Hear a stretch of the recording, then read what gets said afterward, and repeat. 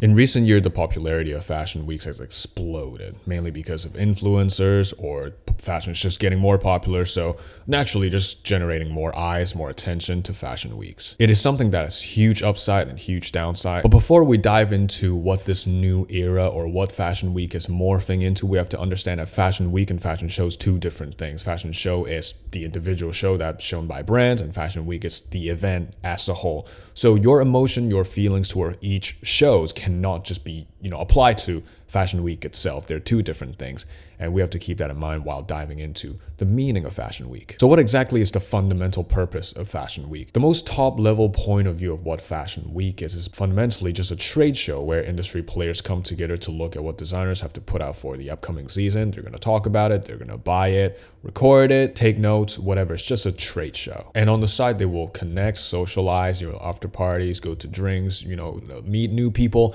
That's on the side. But the main focus of fashion week is just to look at what designers put out, buy them, talk about them. Disregarding anyone's opinion, fashion weeks has always been an invite-only game. Doesn't matter, to be honest, because it's a trade show, right? Why do people that are not involved or related to anything they're doing should be there, right? So invite only makes sense to me. However, with the expansion of fashion weeks from New York Fashion Week created by Eleanor Lambert, and then Pitti Uomo, and then Milan Fashion Week kind of created by Bista, Paris Fashion Week, and then we have Tokyo, we have Vancouver, Kuala Lumpur, Copenhagen, all these different fashion weeks. They're created.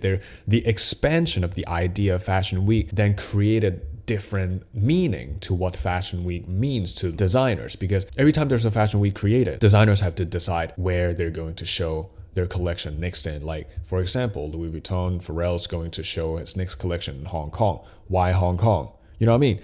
So different fashion week has created different meanings for designers to consider in their, upcoming, future planning. But the thing is, we all know that the industry players, the big players, they all reside in Paris, New York City, Seoul, Tokyo, and maybe Hong Kong, right? So why would anyone ever want to attend shows that's Vancouver Fashion Week, Copenhagen Fashion Week?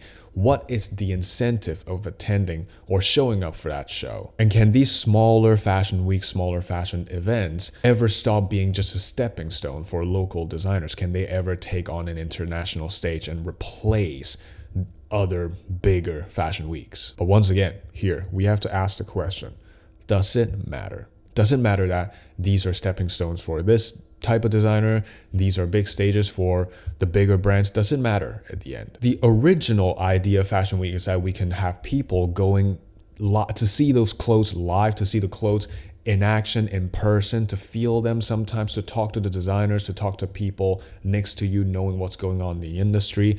The purpose of Fashion Week is to gather people all in one room, all in one city, so they can interact with each other, also seeing new clothes. And one fun fact about this, really old school idea of Fashion Week back then is that journalists and buyers, they have to kind of draw down, sketch the look they see on stage that they want to report on, because they don't have cameras back then. So they have to illustrate and draw the looks and then talk about it after, according to their memory. And I feel like it can be really frustrating at times and can be really inaccurate, because you as a reader back then, you're going to read a report on, let's say, Hubert de Givenchy, a show, and then it's the journalist's photographical memory. So we're relying on their memory to know what kind of clothes were being made by Givenchy, and then is it good, is it bad, and it's all through this one journalist. Now, new age journalism, anyone with a phone can report on the show. And more importantly, anyone with a phone can put on a fashion show without participating in fashion weeks. One unique thing about fashion shows is that it's not just about the clothes, it's not just about the models, it's also about the music, the atmosphere, the people around you, the set, everything combining to become one image and let the audience experience what this collection may be. What are the messages that the designer is trying to convey? This is something that uniquely belongs to a fashion show. You have to be there to actually understand what's going on. And that's before the age of technology. Now, anyone with a phone can create a fashion film, a fashion documentary, a short 4-5 minute video showcasing their new collection, and possibly bringing the same amount of attention, traction, and discussion compared to fashion shows. Yes, going to a fashion show, you're engulfed in the environment, and that gives you a certain, I guess mysticism. It gives a certain mysticism and allure to a fashion show because you're there, you're part of the experience. And that, to me, it feels like you're going to the movie theater to watch a film, right? You're watching the film how it's intended to be experienced, just like fashion shows. And any brands that didn't participate in fashion weeks, they can just make short videos showcasing their latest collection. And as I said, just post it on YouTube, people can watch it, and people will still know what they're doing upcoming season. So it is the set production that differentiates the both. Obviously, I mean, you're gonna be there and then you can meet people. That aside, it's the set production, it's the experience that separates fashion week, in-person fashion week, fashion show, and a brand putting out a short video talking about their latest collection. And I just want you to realize that if Rick Owens for the next 5 years says that he's not going to attend any fashion week, but he's just going to direct all his attention and effort to making the most beautiful short film for each of his upcoming collection, he is probably going to generate just as much attention, if not more, because you can do way more with, video production, post-production, and everything. While in person is kind of rigid, you'd still have to do this in the same way. There's a template of models walking down a runway, but in video production, film production, you can do anything you want. VFX, you can do it. Post-production, so immense possibility. And if Rick Owens decided to do that, he is going to probably garner just the same amount of attention, if not more. Now, with that being said, the original purpose of fashion trade show, of industry players coming together to look at what's being put out, is kind of been defeated by technology, by the fact that anyone with a phone can make something or record something or become a journalist to report on fashion shows. Yes, you're going to argue that, but there's certain, pros and cons to attending fashion shows, like Ralph Lauren, Azzedine Alaïa is probably not going to get the same amount of attention just because their audience is not as chronically online as other brands' audience. Like, let's say Rick Owens, they have a huge young audience, so maybe going online can be beneficial, can be lucrative compared to other brands that has just been traditionally more about runways and in-person collection showing. That is fine. I'm not trying to argue. I'm not trying to convince you that Fashion Week is dead. What I'm trying to say is Fashion Week's purpose is changed by technology. Because beside fashion shows, brands are now putting more focus on pre-dinners, post-show parties, pre-show pop-up, whatever. Like, they are putting more effort into things that are surrounding the fashion show, because they know that people's attention, if people are not going to fly out to the city just to look at the collection and call it a day and go back to their hotels. That's not the way to go, because, what's the point if I can just look at the collection on YouTube 2 days later?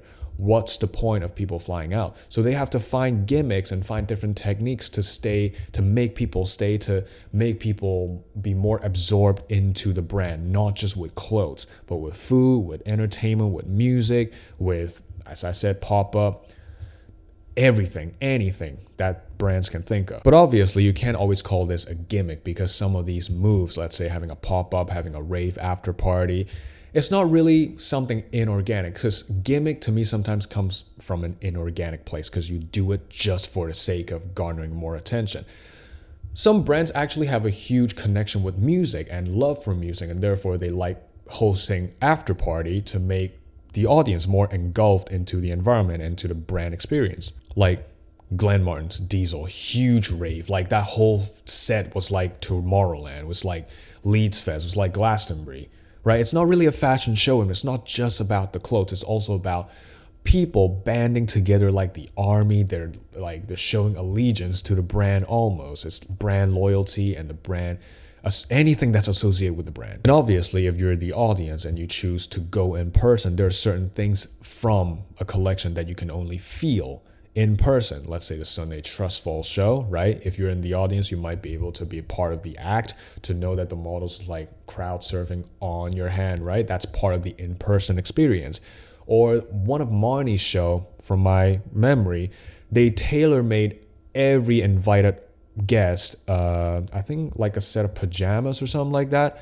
So if you're not in the audience, if you did not attend the show that day, you're not going to get that experience of wearing Marnie's clothes, looking at new Marnie's clothes. That's part of the experience that online audiences will never be able to get. And on top of all that, Fashion Week has become a playground for influencers. That to a lot of people is something that's really jarring because influencers sometimes come off as they're just there for clout. They're just there to associate themselves with the brand.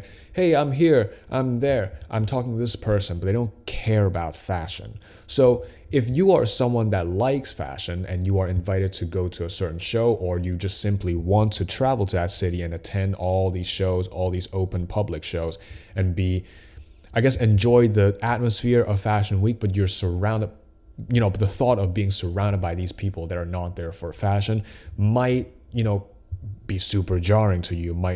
It doesn't act as an incentive to go anymore. Maybe because they're a bit too obnoxious sometimes. Circling back to the analogy of how I say going to see a show is like watching a movie at the theater and the Fashion Week is the movie theater.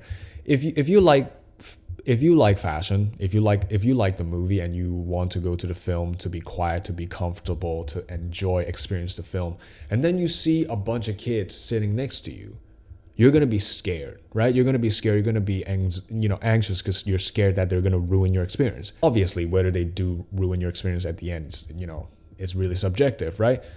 But the fact that you are next to them, is that going to affect your experience? That's up to you to decide. Different people have different thoughts about influencers, being more and more and more and more involved in Fashion Week. But once again, we can't really just call it a bad thing. This is just how the fashion climate is, I guess, steering into. It's not bad, it's not good, it's just a change. So is that going to turn people off from going to Fashion Week? Is that going to turn some brands off from inviting influencers, from inviting this person, that person, from not showing up for Fashion Week anymore? We don't know. But these new factors that we are seeing right now in Fashion Week, we are seeing that's at play at fashion shows, is changing the dynamic of how the audience perceive fashion shows and Fashion Week, and also how the traditional meaning of Fashion Week is slowly diminishing and, I guess, being destroyed, because new age journalism, relationship with brands, how talked about fashion is, how popular fashion is right now, the original fundamental idea and meaning of Fashion Week has changed. All in all, I just want to use this video to kind of spark some thoughts in you, showing you that how fashion show and Fashion Week is changing. It's I guess walking away from its old meaning. This is like a new era of Fashion Week, new era of fashion shows, not just about clothes anymore. It's about brand image, brand identity, including as many people as they can into the brand experience, not just the clothes, not just about the jacket, not just about the coats, not just about the models. It is what the brand stands for, and they want the audience to know what the brand is about.